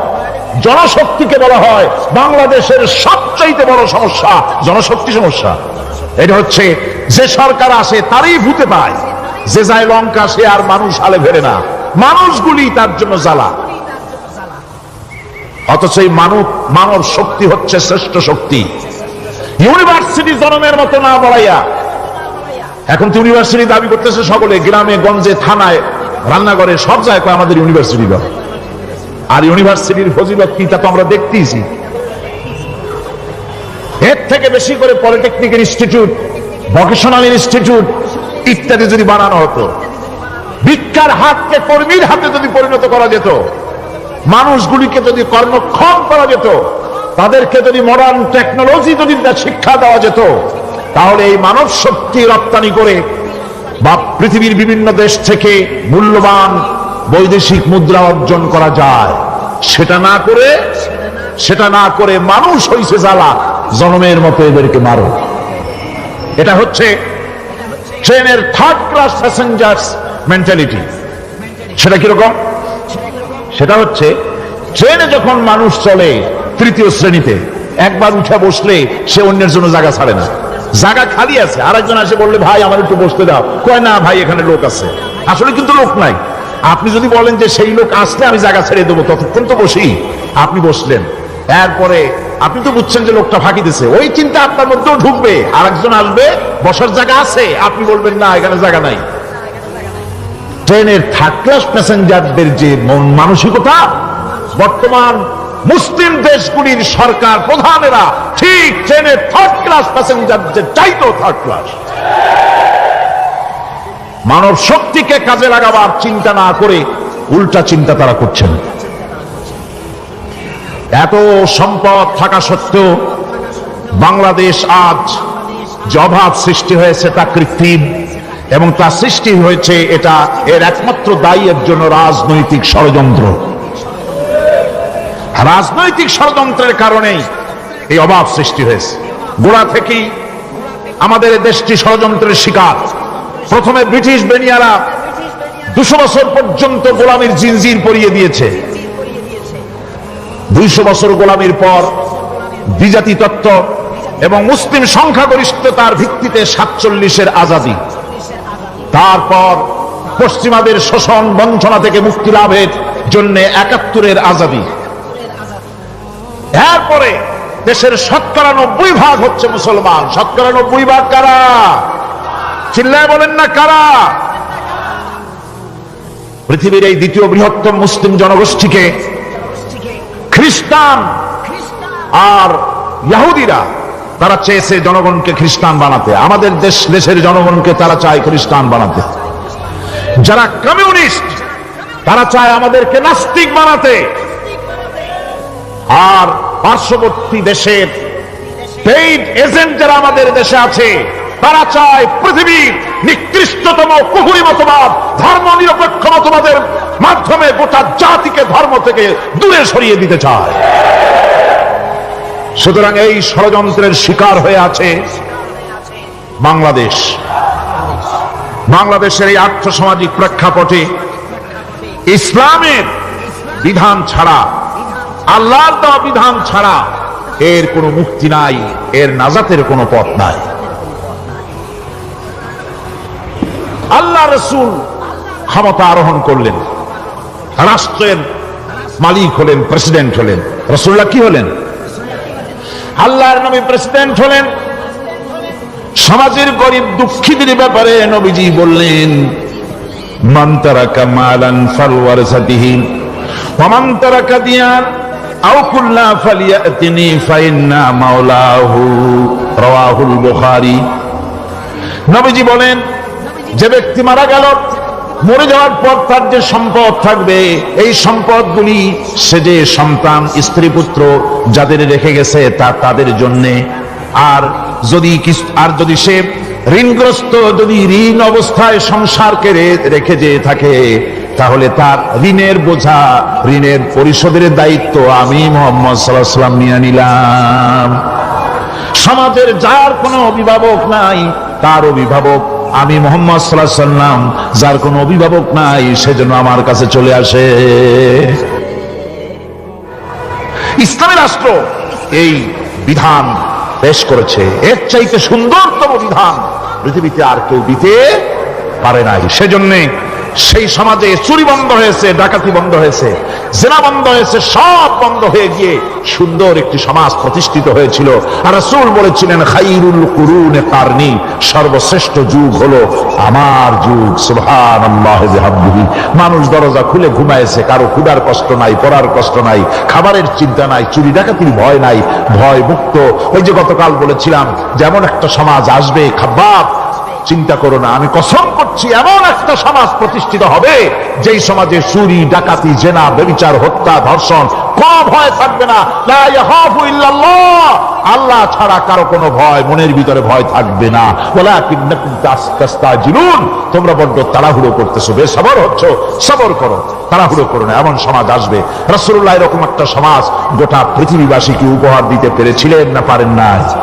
পেরেছিলেন কিনা? সেই কথাই আল্লাহ রাব্বুল আলামিনের কথার সঙ্গে বার মিলান। লাইসাল বিররা আন তুওয়াল্লু বুজুহাকুম কিবালাল মাশরিকি ওয়াল মাগরিব, পূর্ব পশ্চিমে কত মাথা ঘুরালে, চেহারা ঘুরালে এটাই কিন্তু তোমার পুণ্যবান হওয়ার জন্য, নেককার হওয়ার জন্য যথেষ্ট নয়। বরং যথেষ্ট হলো আল্লাহর প্রতি ঈমান আনো, কিতাবের প্রতি, পরকালের প্রতি, ফেরেশতার প্রতি, নবীদের পরে ঈমান আনো। আর আল্লাহর মহব্বতে, আল্লাহর প্রেমে উদ্বুদ্ধ হয়ে আর একটা বড় কাজ করো, সেটা হলো ওয়াতাল মালা আলা হুব্বিহি যাবিল কুরবা ওয়াল ইয়াতামা ওয়াল মাসাকিন ওয়াবনাস সাবিল ওয়াস-সাইলিনা ওয়া ফির রিকাবি ওয়া কামাস সালাতা ওয়া আতাজ যাকাত ওয়াল মুফুনা বিআহদিহিম إذا عاهدوا والصابرين في البأساء والضراء وحين البأس أولئك الذين صدقوا وأولئك هم المتقون। আরেকটি গুরুত্বপূর্ণ কাজ করতে হবে আল্লাহ পরকালে বিশ্বাস করার সাথে সাথে, সেটা হলো তোমাদের জানের মতো প্রিয় ধন এবং সম্পদকে আল্লাহর মহব্বতে খরচ করতে হবে। সেজদা দিয়া কপালের দাগ লাগাইছো, কিন্তু প্রতিবেশীকে সাহায্য করো নাই, গরিবদেরকে দাও নাই, এতিমকে দাও নাই, বোনকে ঠকাইছো, মেয়েকে ঠকিয়েছো। তোমার ওই সেজদায় কিয়ামতে কাজ দিবে না। প্রকৃতপক্ষের নেককার পুণ্যবান হওয়ার জন্য গরিব জনসাধারণকে সহযোগিতা করতে হবে। এরপরে মাঝখান থেকে যেটা বাদ দিয়েছিলাম, বলেছিলাম নামাজ এবং যাকাত। আমি যাকাতটা কালকে আগে নিয়ে এসেছিলাম, নামাজটা ছিল আগে। সেই নামাজটা যেহেতু আলাদা একটা বিষয় হবে, আর যাকাতটা সদকার সাথে সামঞ্জস্য আছে, সেই জন্য যাকাত আর সাদাকার কথাটা একসঙ্গে মিলাই বলেছিলাম। এখন শুরু করছি নামাজ। সালাত, সালাত এর আবিধানিক অর্থ হচ্ছে কোন জিনিসের দিকে মুখ ফিরানো। সালাতের অর্থ হচ্ছে নিকটবর্তী হওয়া, মুখ ঘুরানো, মুতাওয়াজ্জা হওয়া। ওই যে হযরত ইব্রাহিম আলাইহিস সালাম বলেছিলেন, ইন্নী ওয়াজ্জাহতু ওয়াজহিয়া লিল্লাযী ফাতারাস সামাওয়াতি ওয়াল আরদ। জানেন আপনারা? পড়েন, ইন্নী ওয়াজ্জাহতু ওয়াজহিয়া লিল্লাযী ফাতারাস সামাওয়াতি ওয়াল আরদ হানিফা ওয়া মা আনা মিনাল মুশরিকিন। নিশ্চয় আমার মুখ ঘুরায় দিলাম তার দিকে যিনি আকাশ এবং জমিনের স্রষ্টা, সব কিছুর মালিক যিনি, তার দিকে আমি মুতাওয়াজ্জা হলাম। নামাজের অর্থ হচ্ছে মুতাওয়াজ্জা হওয়া, মুখ ঘুরিয়ে দেওয়া, চেহারা ঘুরিয়ে দেওয়া। আর নামাজের আরেক অর্থ হচ্ছে নিকটবর্তী থেকে আরো নিকটবর্তী হওয়া। আমরা কি নিকটবর্তী হতে চাই? না বুঝলে কবেন কি? নিকটবর্তী হইতে চাই কার? আল্লাহ। আমরা কি আল্লাহর নিকটবর্তী হতে চাই? আল্লাহ রাব্বুল আলামিন বলেন, নিকটবর্তী হতে হলে ওয়াসজুদ ওয়াকতারিব, সেজদা দাও আর সেজদার মাধ্যমে আমার নিকটবর্তী হয়ে যাও। সেজদা দিলেই আল্লাহর নিকটবর্তী হওয়া যায়। কোন সুবহানাল্লাহ। সাহাবী, আল্লাহর নবীর সাহাবী প্রশ্ন করেছেন, নবীজি বান্দা কখন আল্লাহর নিকটবর্তী হয়ে যায়? নবীজি বলেছেন, বান্দা যখন সেজদা দেয় তখন আল্লাহর বান্দার মাঝে কোনো হিজাব থাকে না, একদম আল্লাহ পাকের নিকটবর্তী হয়ে যায় বান্দা যখন সেজদায় পড়ে যায়। সুতরাং নামাজ হচ্ছে নিকটবর্তী হওয়া, সালাত এটা হচ্ছে নিকটবর্তী হওয়া। নামাজ ফরজ হওয়ার কারণ হচ্ছে এই যে মানুষ আল্লাহর বান্দা বা গোলাম হিসেবে সৃষ্টি হয়েছে, তাই একমুখী হয়ে রবের বন্দিগি করা এটা হচ্ছে তার স্বাভাবিক একটা প্রকৃতি। আল্লাহ রাব্বুল আলামিন এই প্রকৃতির দাবি মিটাবার জন্যই নামাজের ব্যবস্থা করেছেন। মানুষের ফিতরত, মানুষের নেচার, মানুষের ফিতরত হচ্ছে এই যে কারো না কারো কাছে মাথা নত করা, হাত জোড় করা, মাথা নত করা, সার্বভৌমত্বের মালিক কাউকে মনে করা। হাত জোড় করতে হলে, মাথা নত করতে হলে, সার্বভৌমত্বের মালিক হিসেবে কাউকে গ্রহণ করতে হলে আল্লাহর বিকল্প কেউ আছে নাকি? ইসলামের মূল দাওয়াতটা হলো ফিতরত অনুযায়ী দাওয়াত দেওয়া হয়েছে। মানুষ যেন মাথা নত করে, গোলামি করে। এজন্য আল্লাহ রাব্বুল আলামিন বলেছেন যে আমি মানুষ এবং জিনকে সৃষ্টি করেছি, তার কারণটাই হলো মা খালাকতুল জিন্না ওয়াল ইনসা ইল্লা লিয়াবুদুন। মানুষ আর জিন জাতিকে সৃষ্টি করা হয়েছে ইবাদতের জন্য, গোলামির জন্য। ইবাদত আর গোলামি এটাই করতে হবে, গোলামি করতে হবে, দাসত্ব করতে হবে। আর এই দাসত্ব, আল্লাহর আনুগত্য, এই গোলামির দাওয়াত দিয়েছেন দুনিয়ার সব নবীরা। কোন নবী বলেন নাই যে আমার গোলামি করো। কেউ বলেছেন? বলেন জোরে, কেউ বলেছেন? আল্লাহ পাক বলেন, ওয়ালাকাদ বা'আসনা ফি কুল্লি উম্মাতির রাসূলা আন ইবুদুল্লাহা ওয়াজতানিবুত তাগুত। প্রত্যেক জাতির জন্য আমি রাসূল প্রেরণ করেছি, তারা মানুষকে দাওয়াত দিয়েছেন এই কথা বলে যে এক আল্লাহর গোলামি করো, তিনি ছাড়া কোনো ইলাহ নাই, আইন দাতা নাই, বিধান দাতা নাই, তার গোলামি, তার সামনে মাথা নত করে দাও। আর প্রত্যেক নবীর যুগেই নামাজ রোজা শরীয়তের মধ্যে ছিল। নামাজ রোজা কম বেশি প্রত্যেক নবীর জামানায় আল্লাহ পাক এটাকে বাধ্যতামূলক করেছিলেন। নামাজ রোজা যাকাত সব নবীদের জন্য বাধ্যতামূলক ছিল, তার উম্মতের জন্য বাধ্যতামূলক ছিল। নামাজ হচ্ছে তাওহীদের অবশ্যম্ভাবী এক বহির্প্রকাশ। তাওহীদের জন্য তাওহীদবাদী মানুষ যারা, তাদেরকে নামাজ আদায় করতেই হবে। আকীদা বিশ্বাসের দিক থেকে তাওহীদ যদি হয় পুরা দ্বীনের মূল উৎস, তাহলে আমলের দিক থেকে নামাজ হচ্ছে পুরা দ্বীনের মূল ভিত্তি। নামাজ হচ্ছে আমলের মূল ভিত্তি, এর বাস্তবায়ন ছাড়া দ্বীন পূর্ণ হয় না। নামাজ মুমিনের কেবলমাত্র একটি উত্তম আমলই নয়, বরং নামাজ হচ্ছে ইমানের মূল ভিত্তি। যার কাছে নামাজ নাই তার কাছে কিছুই নাই। রাসূল করিম সাল্লাল্লাহু আলাইহি ওয়াসাল্লাম বলেছেন যে নামাজ যে ব্যক্তি পড়ে না, আল্লাহ পাকের সাথে তার কোনো সম্পর্ক বাকি থাকে না। সুতরাং এই নামাজটা হচ্ছে যে একমাত্র একাগ্র চিত্তে আদবের সাথে আল্লাহর সামনে রুজু হয়ে যাওয়া। কোরআনে কারীম বলছে মুনিবিনা ইলাইহি ওয়াত্তাকুহু ওয়া আকিমুস সালাতা ওয়া লা তাকুনু মিনাল মুশরিকিন। তোমরা আল্লাহর দিকে রুজু হয়ে যাও এবং তাকে ভয় করে অন্যায় কাজ থেকে বিরত থাকো, আর নামাজ কায়েম করো, মুশরিকদের অন্তর্ভুক্ত হয়ে যেও না। নামাজ কায়েম করা, নামাজের আদেশ কোরআনে কারীমের মধ্যে আল্লাহ পাক বহু জায়গায় করেছেন। ঈমানের পর নামাজই হচ্ছে সবচেয়ে বড় জরুরি।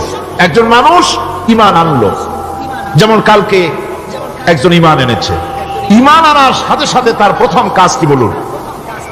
বলেন প্রথম কাজ কি? ফজরের নামাজের আগে একজন ইসলাম কবুল করলেন, তার প্রথম দায়িত্ব নামাজকে আদায় করে দেওয়া, ফজরের নামাজ পড়া। জোহরের আগেই কেউ ঈমান আনলো, তার প্রথম দায়িত্ব জোহরের নামাজ আদায় করা। আসরের নামাজের আগে ঈমান এনেছে, তার প্রথম দায়িত্ব হলো আসরের নামাজ আদায় করা। তার মানে হলো ঈমান আনার পর একজন ঈমানদারের প্রথম দায়িত্ব হচ্ছে নামাজ। গুরুত্বপূর্ণ বিষয়, খুব ভালো করে শুনতে হবে, ইয়াদ রাখতে হবে প্রত্যেকটি মুসলমানের। এই নামাজ কি জিনিস, কেমনে আদায় করতে হবে, আদায় না করলে কি হবে, গুরুত্বপূর্ণ এই কথাগুলি প্রত্যেকের স্মরণ রাখতে হবে। হযরত মূসা আলাইহিস সালামকে আল্লাহ রাব্বুল আলামিন ওহী প্রদান করলেন। যেদিন ওহী দিলেন, ওহী দিয়ে সেই মুহূর্তে আল্লাহ পাক তাকে শোনালেন, ইন্নানি আনাল্লাহ লা ইলাহা ইল্লা আনা ফা'বুদনি ওয়া আকিমিস সালাতা লিযিকরি। নিশ্চয়ই আমি আল্লাহ, আমি ছাড়া কোনো ইলাহ নাই, আমার গোলামি করো, আমার দাসত্ব করো, আর আমার শরণার্থে নামাজ কায়েম করো। নামাজ নামাজ নামাজ কায়েম করতে হবে, এটাই হচ্ছে ইমানের সবচেয়ে বড় দাবি। অন্যত্র আল্লাহ পাক বলছেন, কুল ইন্না হুদাল্লাহি হুয়াল হুদা ওয়া উমিরনা লিনুসলিমা লিরাব্বিল আলামিন। হে নবী বলুন, প্রকৃতপক্ষে আল্লাহর হেদায়েত হচ্ছে সঠিক হেদায়েত। সত্যিকারের হেদায়েত কার হেদায়েত? আল্লাহ পাকের হেদায়েত। এবং তার পক্ষ থেকে নির্দেশ করা হয়েছে যে সারা জাহানের মালিকের সামনে মাথা নত করে দাও। মাথা নত করবেন কার কাছে? আল্লাহ পাকের কাছে। ওয়া আনাকিমুস সালাতা ওয়াত্তাকুহু ওয়া হুয়াল্লাযী ইলাইহি তুহশারুন। আর নামাজ প্রতিষ্ঠা করো, আল্লাহ রাব্বুল আলামিনের ভয়তে সমস্ত অপরাধমূলক কাজ থেকে, অসামাজিক কার্যকলাপ থেকে বিরত থাকেও। আর একদিন মনে রেখো, তোমাদের সকলকেই আল্লাহ রাব্বুল আলামিনের দরবারে উপস্থিত হতে হবে। নামাজ ঈমান থাকা না থাকার প্রমাণ। ঈমান আছে কি ঈমান নাই, এর প্রমাণ কি? নামাজ। আল্লাহ পাক বলছেন, ফালা সাদ্দাকা ওয়ালা সাল্লা ওয়ালাকিন কাযযাবা ওয়া তাওয়াল্লা। কিন্তু না সে সত্য মেনে নিল, আর না সে সালাত আদায় করলো, বরং সত্যকে মিথ্যা মনে করে ফিরে গেল।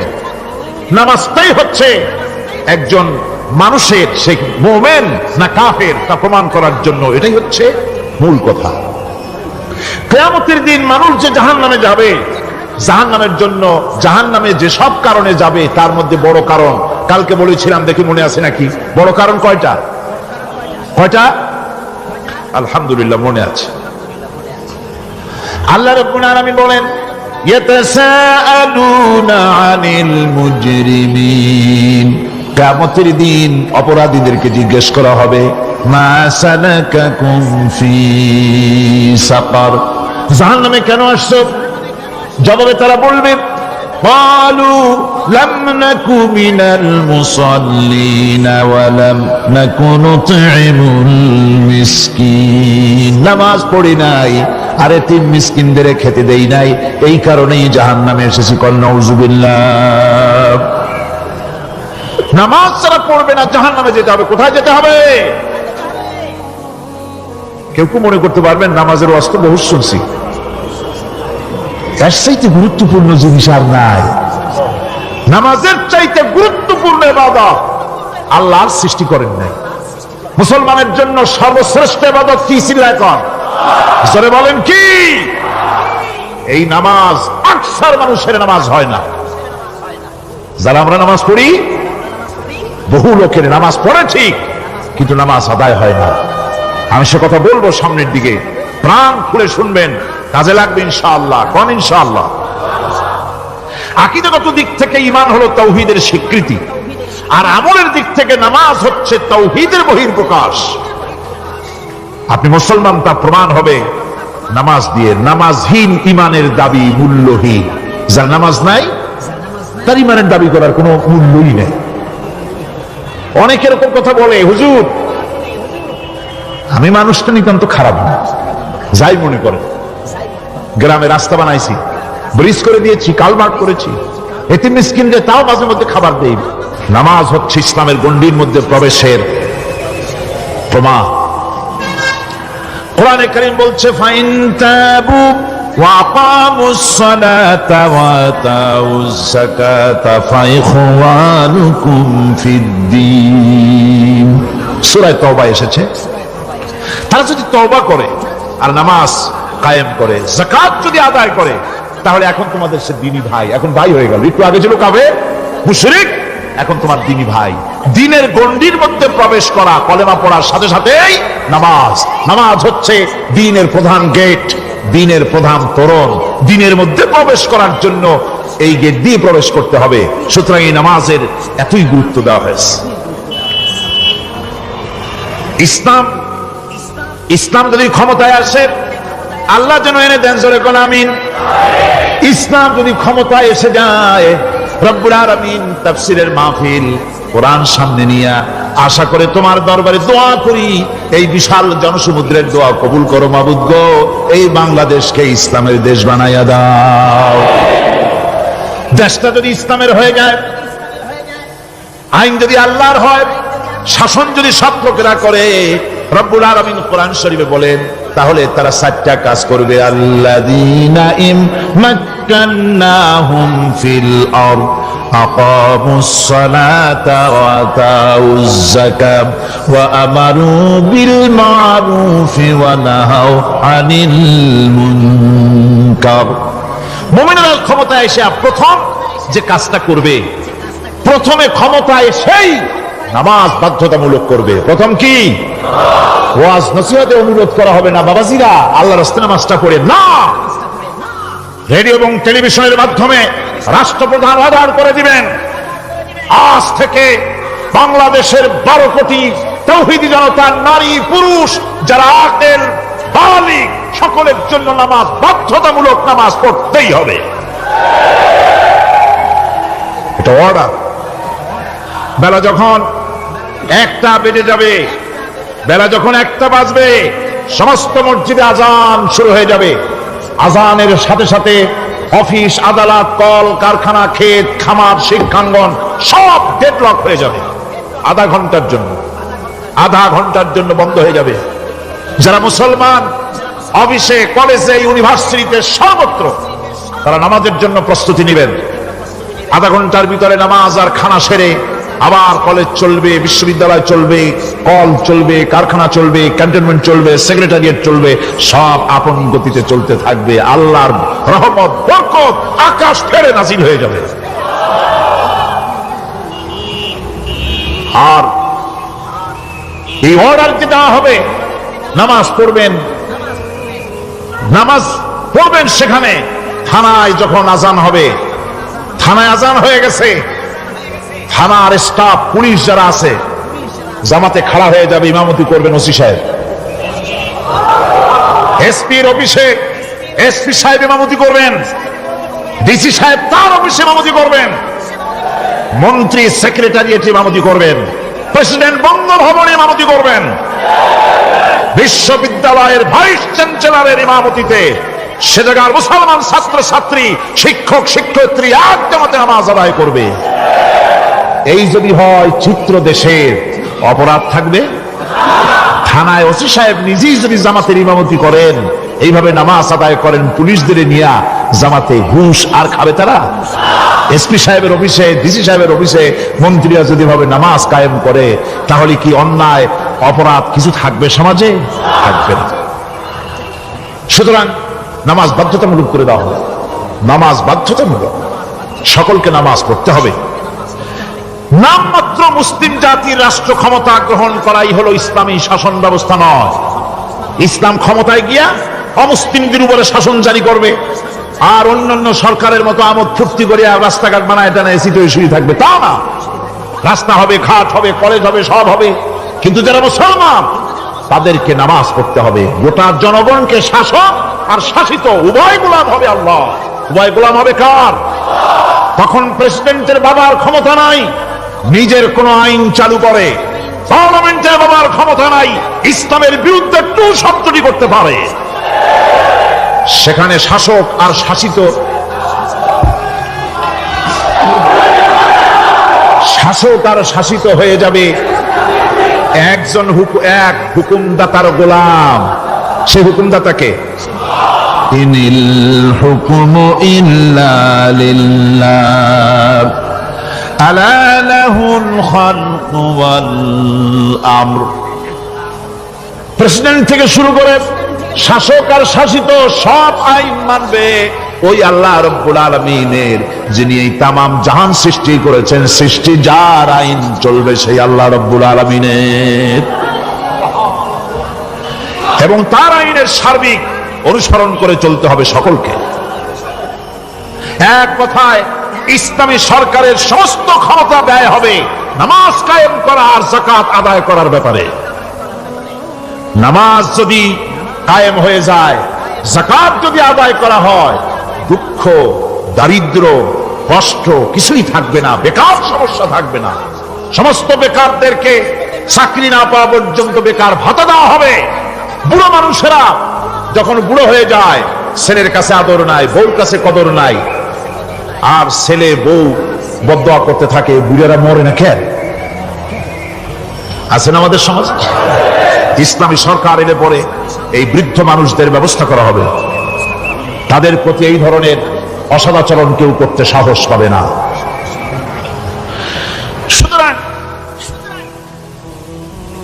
নামাজ প্রতিষ্ঠা এবং যাকাত আদায় হলেই সমাজের অন্যায় অবিচার যা আছে তার 12 আনাই বিলুপ্ত হয়ে যাবে। কল আলহামদুলিল্লাহ। তখন চাকরিতে প্রমোশন হবে নামাজের ভিত্তিতে। এখন প্রমোশন হয় কে কত ঘুষ খাইতে পারে, কে কত সরকারের দালালি করে বিবেকের বিরুদ্ধে বিরোধী দলকে বেশি করে পেটাতে পারে, এর উপরে ভিত্তি করে প্রমোশন হয়। ইসলামী সরকার যখন আসবে, ইসলামী সরকার যখন প্রতিষ্ঠিত হয়ে যাবে, তখন চাকরির প্রমোশন নির্ভর করবে তার সুন্দর চরিত্র আর নামাজের পাবন্দির উপরে ভিত্তি করে। সমাজে দুঃখ দুর্দশা থাকবে, যেরকম থাকবে থাকবে। আমার ভাইরা, নামাজ হচ্ছে আল্লাহ রাব্বুল আলামিনের সাহায্য লাভের একমাত্র মাধ্যম। আল্লাহর কাছে যদি সাহায্য পেতে চাই তাহলে নামাজ লাগবে। লাগবে কি কোন?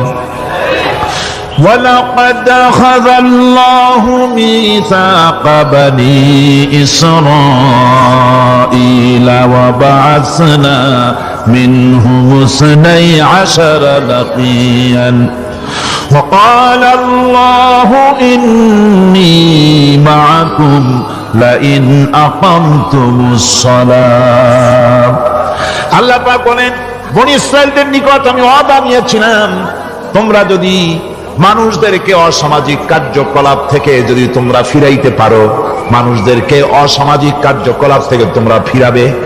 12টা গোত্রের জন্য 12 জন নকিব নির্দিষ্ট করে দেওয়া হলো, তাদের দায়িত্ব দেওয়া হলো মানুষদেরকে, সমাজের লোকদেরকে অন্যায় কাজ থেকে তারা ফিরাবে, ভালো ভালো কাজ করার জন্য তাদেরকে আদেশ করবে, অসামাজিক অধর্মীয় কাজ থেকে বাঁচাবার চেষ্টা করবে। এইটা যদি তোমরা করো তাহলে আমি তোমাদের সাথে আছি। শর্ত হলো একটা, তোমাদেরকে নামাজ কায়েম করতে হবে। নামাজ যদি কায়েম করো আমার মদদ তোমাদের জন্য অবধারিত হবে। নামাজ প্রতিষ্ঠা করলেই আল্লাহর সাহায্য লাভ করা যায় জীবনের সকল ক্ষেত্রে। নামাজ হচ্ছে অপকর্মের প্রতিবন্ধক। নামাজ পড়লে অন্যায় কাজ থেকে বাঁচার পর, অন্যায় থেকে বাঁচায় কিসে? নামাজ। আল্লাহ রাব্বুল আলামিন বলেন উতলু মা উহিয়া ইলাইকা মিনাল কিতাবি ওয়া আকিমিস সালাম ইন্নাস সালাতা তানহা আনিল ফাহশাই ওয়াল মুনকার। হে নবী, এই কিতাব তেলাওয়াত করো যা তোমার প্রতি অবতীর্ণ করা হয়েছে, এই কিতাব তেলাওয়াত করো আর নামাজকে প্রতিষ্ঠা করো। নিঃসন্দেহে নামাজ মানুষকে পাপাচার থেকে বাঁচায়া দেয়। অশ্লীলতা পাপাচার থেকে মানুষকে বাঁচায় কে? জোরে চিল্লায় কোন কে? এই নামাজ মানুষকে অন্যায় কাজ থেকে বাঁচায় দেয়। নামাজ যে মানুষকে অন্যায় কাজ থেকে বাঁচায়, কেমনে বাঁচায়? আমরা যে নামাজ পড়ি এই নামাজে তো আমাদেরকে অন্যায় কাজ থেকে বাঁচাইতে পারে না। নামাজি বহুত মানুষ আছে অন্যায় করে, করে কিনা? কর না, করে না? করে। নামাজি অথচ অন্যায় করে। আর আল্লাহ বলছেন নামাজিকে, নামাজ তাকে অশ্লীলতা থেকে ফিরায়। তাহলে কথা কারটা ঠিক? আল্লাহটা। জোরে বলেন কারটা ঠিক? অবশ্যই আমার আল্লাহর কথা হক। আমি ভুল করতেছি, আমি যেন কোথাও ভুল করতেছি, সামথিং ইজ রং, কোথাও যেন আমরা ভুল করে বসতেছি। সেই ভুলটা কি আমরা আবিষ্কার করতে চেষ্টা করবো ইনশাআল্লাহ। প্রথম যে কথাটা সেটা হচ্ছে যে আমরা যা নামাজে পড়ি আমরা তা বুঝি না। কথা ঠিক কিনা? আমি যদি এখন প্রশ্ন করি সামি আল্লাহু লিমান হামিদা অর্থ কি কর, ফার্স্ট ডিভিশনে কয়েকটা লেটার নিয়ে ফেল করবেন এরকম লোক আছেন না নাই? সুবহান রাব্বিয়াল আলা অর্থ কি জানি না, সুবহান রাব্বিয়াল আযীমের অর্থ কি জানি না, দোয়া কুনুত অর্থ কি জানি না, তাশাহুদ অর্থ কি জানি না, সূরা ফাতিহার অর্থ কি জানি না। এমন কি উযুর মধ্যে কয়টা ফরজ তাও অনেকের জানা নাই। কথা কি বেশি বললাম না ঠিক বলছি? একজনে জিজ্ঞেস করলো, মিয়া উযুতে কয় ফরজ? কয় হুজুর কি মনে করেন এটা বুঝি জানি না, এটা তো সাধারণ ব্যাপার, বলেন না কয় ফরজ? কয় উযুতে তো 17 ফরজ। কি কি? কয় হাত ধোয়া, পাও ধোয়া, মুখ ধোয়া, নাক ধোয়া, চোখ ধোয়া, জিহ্বা ধোয়া, মাথা ধোয়া। বলতে বলতে গুনে দেখা গেল প্রায় 19টার মতো বলছে। বলা হলো, মিয়া বললেন আপনি উযুতে ফরজ 17টা, কইলেন আপনি 19টা। কয় হুজুর জানি আরো, বলি না আপনাদের ভয় তো। উযু জানে না, নামাজ জানে না, তাকে এই নামাজ কেমনে ফিরাবে অন্যায় কাজ থেকে? কথা বুঝতে পেরেছেন? নামাজে কি পড়ি? নামাজে দাঁড়ায় গেলাম, আল্লাহু আকবার অর্থ কি? চিল্লায় কর না আল্লাহু আকবার। এরকম না, মুসলমানের মতো গলা ছেড়ে দিয়ে চিৎকার দিয়ে বলেন আল্লাহু আকবার। আল্লাহু আকবার, আল্লাহ সর্বশ্রেষ্ঠ, তার চাইতে বড় আর কেউ নাই। এই কথা দিনরাত 24 ঘন্টার ভিতরে শত শতবার বলি, একবার দুইবার না, শত শতবার বলি আল্লাহ সর্বশ্রেষ্ঠ। এই কথা বলার পরেও মনের মধ্যে অন্য কেউ বড় হয়, আল্লাহর বড়ত্ব যেভাবে মুখ দিয়া বলি ওইভাবে কার্যত পালন করি না। নামাজে আল্লাহু আকবার বললাম, এরপরে সানা পড়লাম, তারপরে সূরা ফাতিহা পড়লাম। সূরা ফাতিহার ভিতরে যে সমস্ত কথাগুলি বললাম সেই কথাগুলি বুঝি না, কি বলেছি তাও জানি না। এরপরে সুবহান রাব্বিয়াল আলা বলেছি, সুবহান রাব্বিয়াল আযীম বলেছি, সামি আল্লাহু লিমান হামিদা বলেছি। অর্থ কি জানি না। আল্লাহ তা শুনতে পান, যে ব্যক্তি আল্লাহর প্রশংসা করেন তিনি তা শুনতে পান। নামাজের মধ্যে আইডিয়া দেওয়া হচ্ছে, তুমি যে আল্লাহর জন্য নামাজ পড়তেছো, প্রশংসা করতেছো, এটা এমন নয় যে আল্লাহ পাক দেখছেন না বা শুনতেছেন না। তুমি যা বলতেছো, প্রশংসা করতেছো, আল্লাহ পাক তা শুনতে পাচ্ছেন। সামি আল্লাহু লিমান হামিদা।